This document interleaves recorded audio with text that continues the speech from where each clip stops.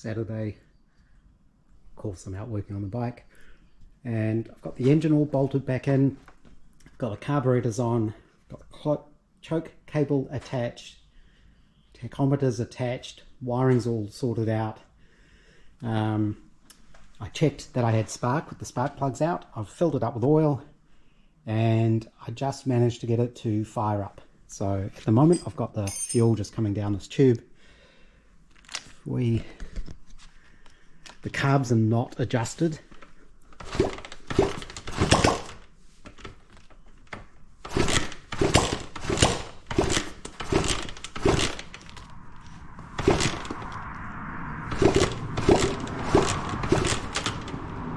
I think maybe I'm out of fuel already. I'll fill that up and see if we can get it running. I have had it running. At first I had a problem where the revs just shot all the way up. I had to shut it off really quickly.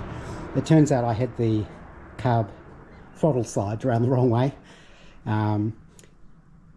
So at the moment I've got the idle screws completely backed off, so it won't run without a little bit of throttle. Just to be safe, and then from there I'll sort of slowly adjust it.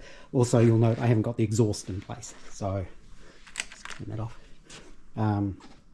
It's quite loud. It's very poppy. I've noticed that on films of other ones of these bikes where they run the engine on the bench. It has a pop to it. It's quite interesting. But it wasn't too hard to start.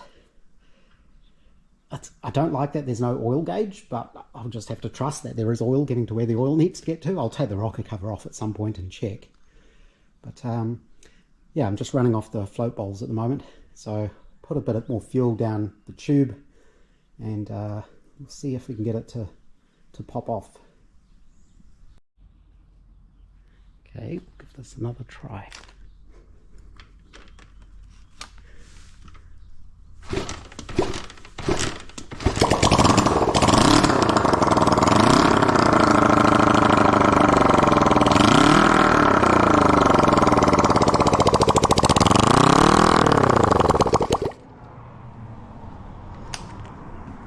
So it runs, which is great.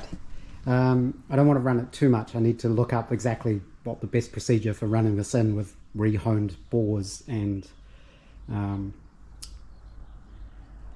new pistons and rings is. I can't remember off the top of my head.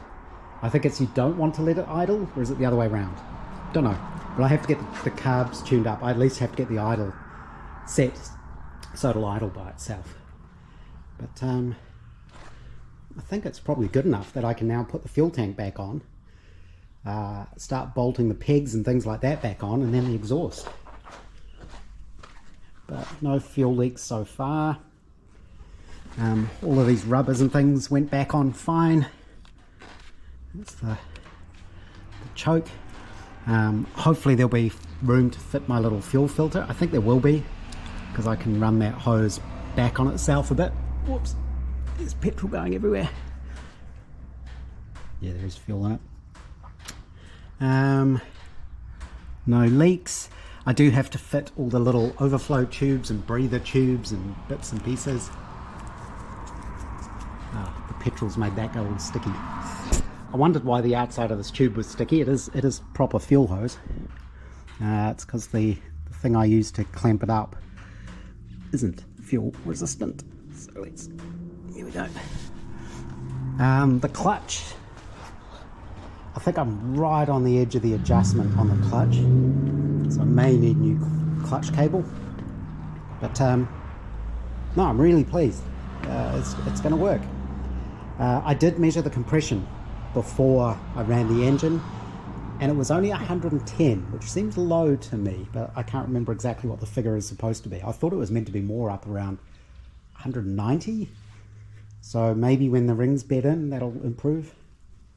But yeah, I think I'll bolt some of the other bits and pieces back on, get the fuel tank on. Adjusting the carb is a bit of a pain. I mean, the right hand one's easy because you can get to the screws, but you have to get in there to get to the other one. Starts pretty easily. You can feel that there's not a lot of compression, but it's only a little engine anyway, so I don't think it would feel hard to kick over. Same with the Valicette, it's pretty easy to pull it over. But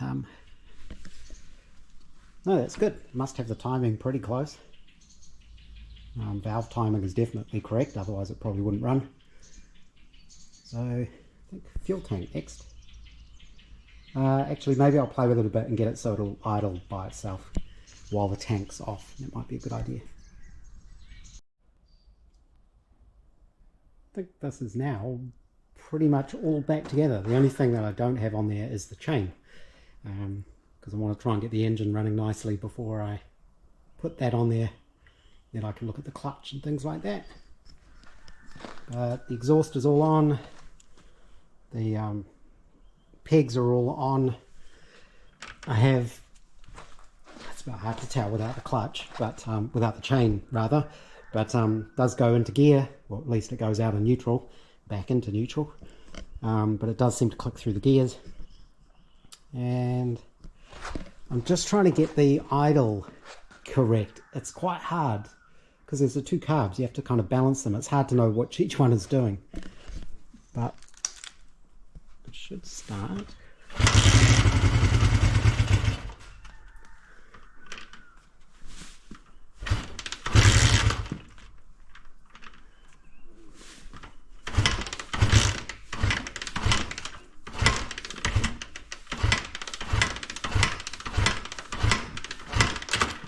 It does it when you want it to, does it?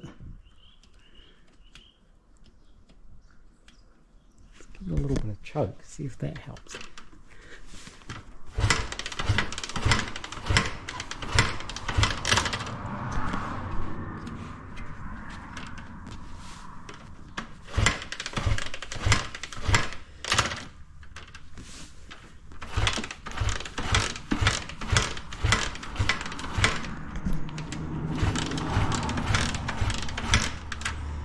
Oh, of course it won't start when you want to film it. But yeah, more playing around required. So far nothing's leaking. There's a bit of smoke, but that'll be all the grease and oil and stuff burning off it. The exhaust is already scratched, which is annoying. But I might put more petrol in it as well. I've only put in, I think I put in 2 litres. Can't remember how big the tank is. 11 litres, I think. But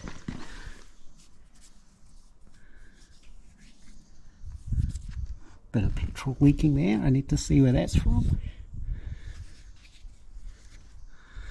The screws might need tightening up. Ow, hot.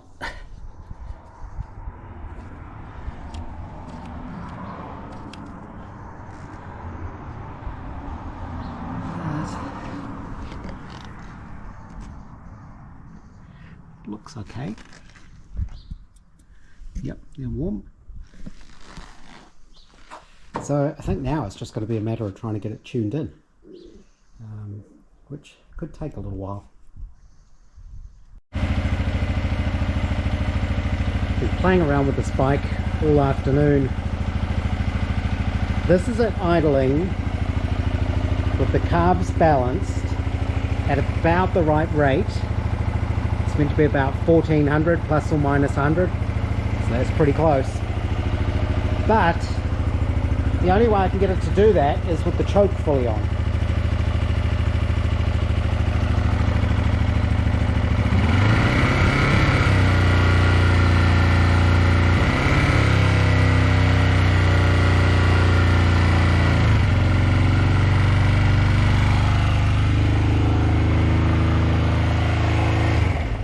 Just turn that off. What I'm finding is the idle position adjustment is very sensitive. I've actually got the throttle cables disconnected at the moment, and I went straight all the way back to trying to figure out exactly where that little screw is engaging with the slide. And as you can see, I've sort of got it to the point now where if the choke is on, it's idling correctly at the right RPMs. If you put the choke off, the revs are way too high. And what I've found is I'm not able to then drop it down low enough. So what ends up happening is the you back off the screws, and eventually it just gets to a point where it dies. So I'm guessing that means it's running lean, because when I've got the choke on, it'll be running richer. I did take the needles out, and the little clip was in the wrong position. It was on number 2 and it should have been on 3. So I moved them to 3. I'm wondering if I should go up another one, or is that down another one? No, up another one. If you move the needle up, you'll get more fuel. When I rebuilt the carbs, all I replaced were the gaskets. I didn't actually use the new jets and needles and all that kind of stuff. So maybe I should redo it with those and see if that makes a difference. But it's also really hard to start when it's in its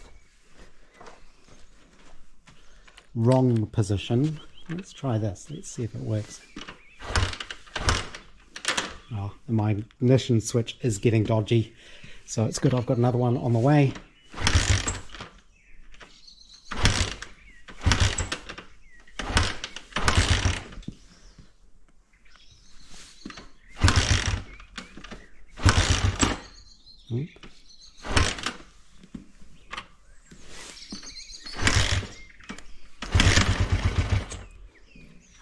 It's almost there. I find when it's warm like that, it's really hard to restart. If I leave it for a bit and come back, it's not too bad. I've checked the points gap and the timing, that's all good. I've checked the plug gaps, that's all good. It's not running out of fuel, I know that. It's something to do with the carb needles and the settings, so I'm not sure. Maybe I'll try moving those needles up another notch and see what that does. But yeah, I think what was happening before is it's just been revving too high, and as you back off those little throttle adjust screws, it would just die. You just get to a point and it would just quit, which I think means I'd run out of adjustment, and the slide was just basically blocking off the air. So we're getting there. Yeah, I might try changing those needle positions. The other thing I could do is try fitting the new needles. Whoops. But I don't think it's worth doing that unless I'm changing the jets as well, and to do that I need to pull the carb out that I've got. New ones of all of that. So maybe that's what we'll do. Which means taking the carbs off again, which is a bit of a pain, but now I've done it a couple of times, I kind of know how to do it. There's just enough squish on the little rubber on this. If these weren't soft, you couldn't do it.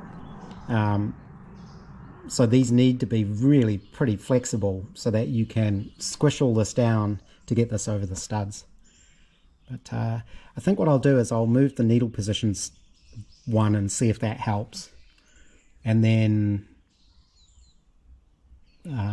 if that doesn't fix it, I will take the carbs off tomorrow and fit new parts to them.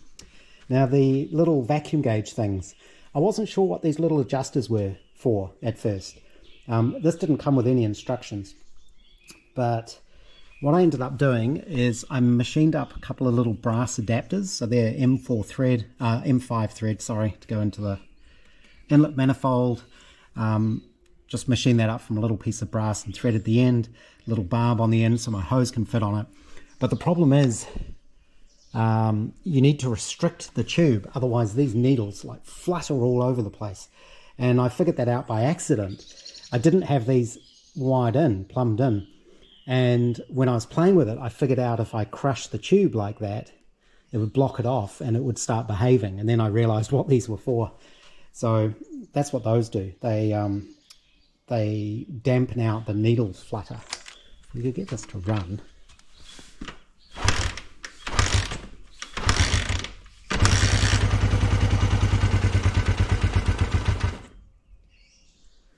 Yeah. you vaguely got to see. I'll try the needles now because that's nice and quick to do. I've got a pretty long fuel hose on there, so I can lift the tank off and turn it around, sit it on the back here, so I don't have to disconnect the fuel hose every time. Decided to give up for the night. I don't even know what time it is, nearly 6:30, and have another play with it in the morning. I think rebuilding the carbs is probably the thing to do.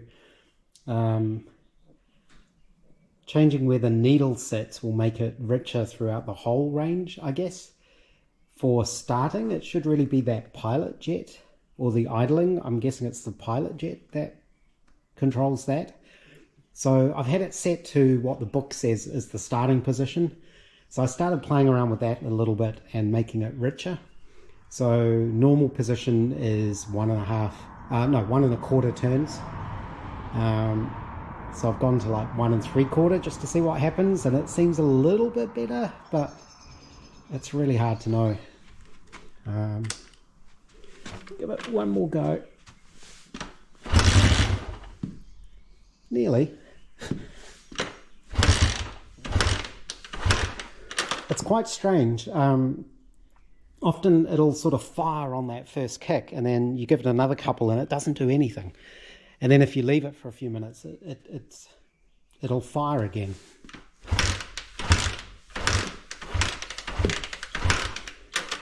So, not sure. When I did have it running, I did check the lights and the horn and things like that, and it is charging as far as I can tell. Well, it's definitely powering the lights and things. I didn't measure across the battery to see if I've got charging voltage there, but I'm pretty sure that's all working. I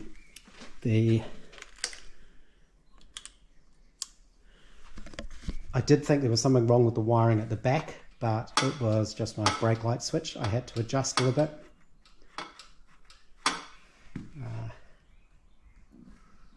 Because the pedal is sitting, not coming up as far, which left a little bit of tension on the switch.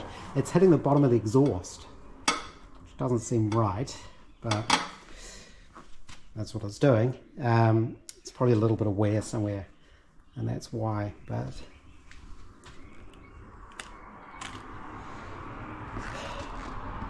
I have actually, I suppose the good thing is I have seen it idling at the speed it's supposed to be idling at. It was just with the choke fully on. So there's just something not right.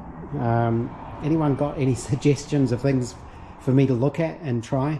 I'm going to go in and reread through the manual. The manual gets quite confusing because it's actually for, there's different models of this machine with different sorts of ignition and things, but the manual is for all of them. So it'll tell you, you know, for this you do that, and for this one you do this other thing. So it gets quite confusing. So one of them has CDI ignition instead of points, things like that. The carburetors are different. The initial settings on the carb are different. So that makes it quite fiddly. But in terms of getting it back together, I think we can definitely say it's a whole thing again.